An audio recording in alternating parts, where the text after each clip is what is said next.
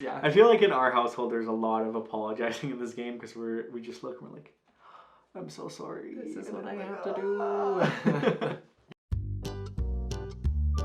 Hello, my name is Ilya. And my name is Tyler. Together we make up Kovray, a couple that loves to play board games. And potions. If you're new here, hit that subscribe button and stick around for more videos. This is our Check It Out series where we showcase various board games to you. And on today's Check It Out, we have Brew. Bum, bum, bum, bum. Check it out. Check it out. This 2 to 4 player game is designed by Stevo Torres, published by Pandasaurus, and the art is done by Jake Morrison and Andrew Thompson. The time is broken and shattered. The seasons are all scattered and the creatures are running amok. It is your role as magicians who brew potions to bring all the chaos back to order. And the player with the most victory points at the end of the game wins. Yay! Now let's take a quick look at how to play the game. Like always, you'll begin by setting up. You'll place the village board, the forest deck, the potion market, creatures, and the supplies all in the center so it looks something like this. Each player will get a character, 6 dice, an energy token, and a reference card if they need. The objective of Brew is to strategically place your dice so you can gather potion ingredients, gain control of forests, train helpful creatures with magical powers, and collect victory points. The person who has the most victory points wins.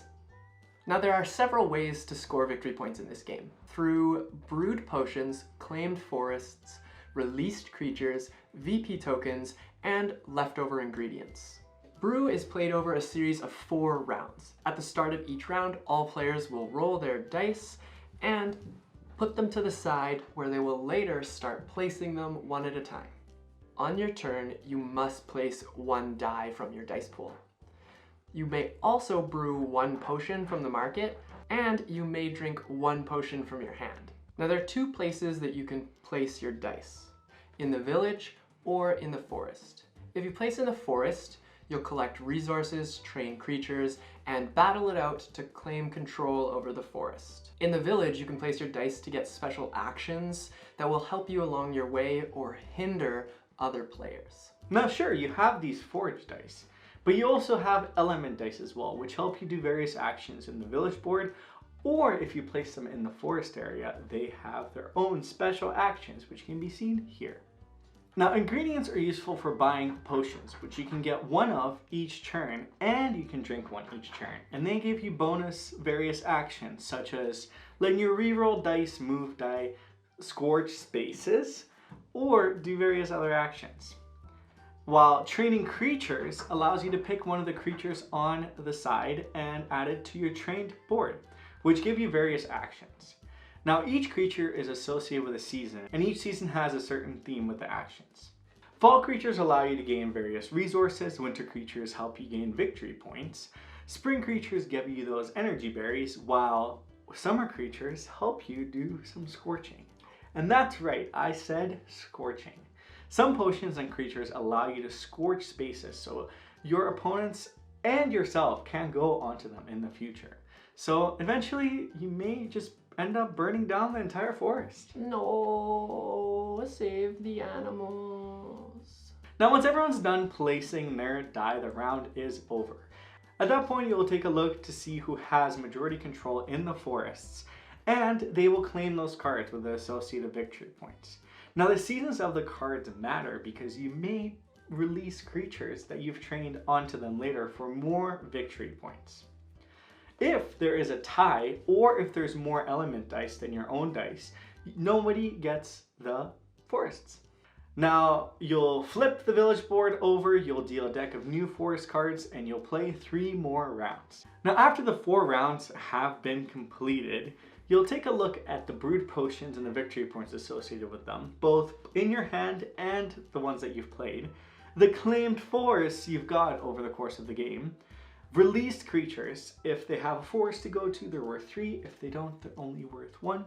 And any victory points and unused berries or ingredients that you have, in which you get 1 victory point for every 3 of. Will you be the most magical being. So what do you think? I really like this game. It's very cute looking, however, it is very take that in a sense, and I really appreciate that in a game. It's very cool because you just wouldn't expect it from a game like this, but it brings out some fun. Tyler always scorches everything, and it makes me sad. Not unless everybody is scorching, because then it doesn't make sense as a strategy. What I really enjoy about this game is there's so many different strategies to approach. Like you can begin training creatures and focus more on how the combinations that can be done with the creatures. Your characters also have asymmetric powers, so you can really lean in on those, and some of them are really strong if you utilize them in the proper way. And there's also potions, so like that whole balance, you can really dive in and try different strategies. There's really different ways to approach this game, and I feel like every game we played hasn't really been the same.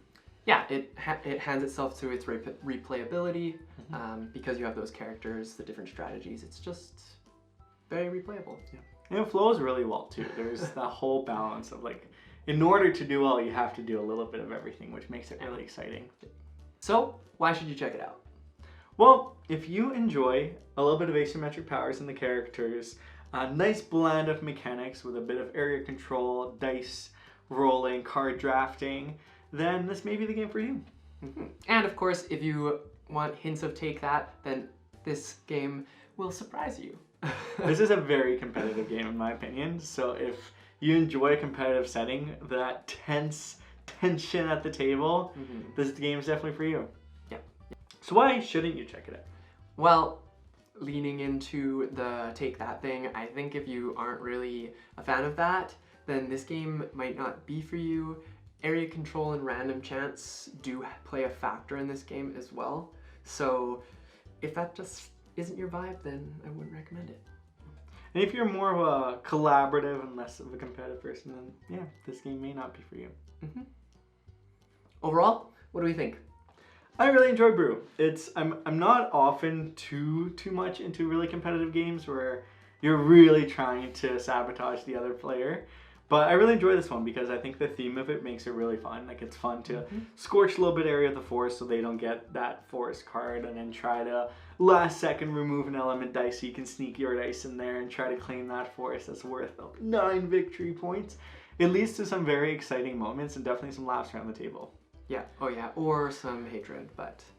No hatred. No, usually it's pretty like friendly Take That, so I don't feel so bad, and it makes sense because a lot of the times you can see somebody that will be like ahead, so to call it, but everybody just notices that, and you're like, you have to stop so and so from getting this, and you just end up ganging up on people. But because of that and the random chance, I find that it's not too brutal. It's partly unintentional Take That. You're always trying to benefit yourself. Yes, yeah. So there's never really that like moment in games where you gang up on one person and just purposely target them. You're always trying to look out for your own benefit, and that may be at times hurting the other players. Else, yeah. I feel like in our household there's a lot of apologizing in this game because we just look and we're like, I'm so sorry. This is what I have to do. Yeah, and the last thing I'll say is I really like the element dice. I think that's a nice little twist. You've got like those 4 foraging dice, but the element dice add a nice little twist and different synergy that you can kind of use. And the creature art. Oh yes. They're beautiful. Love the creatures. You can name them when you train them too. That's what we do. Yeah, it's been our house rules. When you train one, you have to give it a name. Yeah. Some funny names out there. Well, for the question of the day, what's your favorite season and why? Mine would have to be the fall because it's not too cold, it's not too hot, and I love wearing long sleeve shirts and sweaters. I feel like mine is either the fall for the same reasons or the spring for the same reasons. I feel fall makes more sense because I'm definitely more like, I always say with heat, you can't take off your skin. But with the cold, you can always put on more layers. So I don't do well in the heat. It does not like me, and we have a very non-healthy relationship. I think I choose fall over the spring because fall also has beautiful colors. Yeah. So very pretty. Yeah. I think I'm team fall too. Well, let us know what your favorite season is down below in the comments.